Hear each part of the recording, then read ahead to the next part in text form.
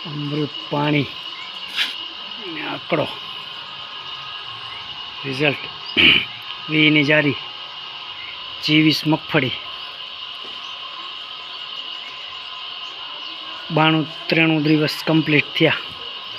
92-93 દિવસ કમ્પ્લીટ થયા હજી આના આજે તારીખ 29 છે